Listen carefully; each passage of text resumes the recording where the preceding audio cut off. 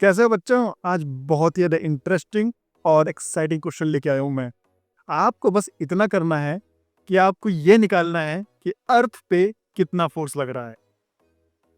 हाँ जी, अर्थ पे कितना फोर्स लग रहा है, आप पे नहीं, अर्थ पे। क्योंकि अगर अर्थ आप पे फोर्स लगा रहा है तो आप भी अर्थ पे फोर्स लगाओगे और बेसिकली अर्थ को अट्रैक्ट करोगे।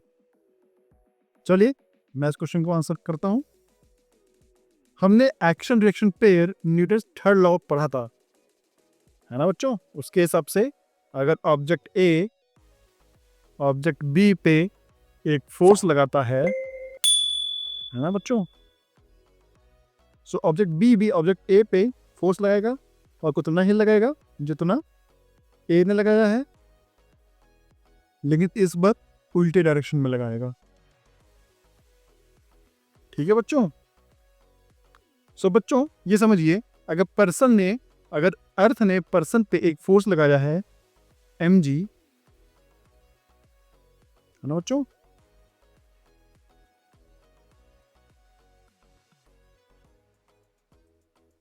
तो पर्सन भी अर्थ पे फोर्स लगाएगा mg, है ना बच्चों?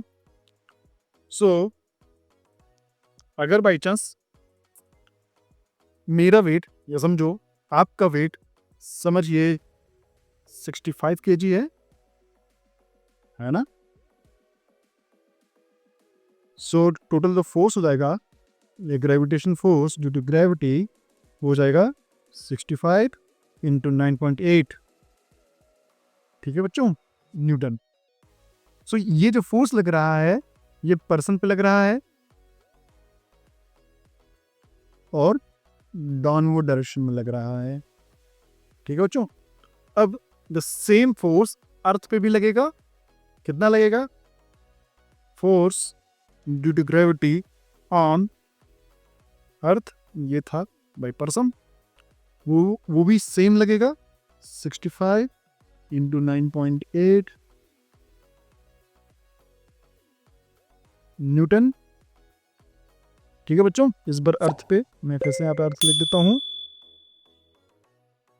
और इस बार कितना फोर्स कितना लगेगा बच्चों? फोर्स कौन सा डायरेक्शन लगेगा? अप डायरेक्शन लगेगा, न्यूटन थर्ड लॉ के हिसाब से। सो बेसिकली आप इस फोर्स से अर्थ को अट्रैक्ट कर रहे हो। सो अर्थ पे भी एक एक्सेलरेशन लगेगा, मतलब एक फोर्स लगेगा। जितना अर्थ आप पे फोर्स लगाएगा उतना ही आप भी अर्थ पे फोर्स लगाओगे। सो बेसिकली कभी भी दो ऑब्जेक्ट, मैं एक और कॉन्सेप्ट को समझाता हूं। अगर दो ऑब्जेक्ट अगर दूरी पर रखे हुए हैं तो दोनों ही ऑब्जेक्ट बेसिकली करीब आएंगे। सो अगर आप एक पर्टिकुलर डिस्टेंस से पास आए हो अर्थ के, तो अर्थ भी एक पर्टिकुलर डिस्टेंस से पास आएगा। लेकिन अर्थ के मास और आपके मास में इतना डिफरेंस है कि अर्थ का जो एक्सेलरेशन होगा, बेसिकली फोर्स तो सेम लगेगा बच्चों, बट जो अर्थ का एक्सेलरेशन होगा वो इतना कम होगा कि अर्थ को आप समझिए अर्थ नेग्लिजिबल अमाउंट में मूव करेगा। सो इसीलिए अर्थ का एक्सेलरेशन हमें नहीं दिखता, क्योंकि वो बहुत ज़्यादा छोटा होता है। क्यों? क्योंकि उसका मास बहुत ज़्यादा होता है। लेकिन आप पे एक्सेलरेशन दिखता है क्योंकि आपका मास बहुत ही कम होता है, क्योंकि आपका मास केवल 65 70 और ऐसे ही कुछ होता है ना? जो भी अपना आपका वेट होगा उसी हिसाब से होता है, लेकिन इसलिए आपका एक्सेलरेशन ज़्यादा दिखता है, लेकिन अर्थ पे एक्सेलरेशन कम दिखता है। तो अगर आपको ये वीडियो, मैं समझा देता हूँ, है ना?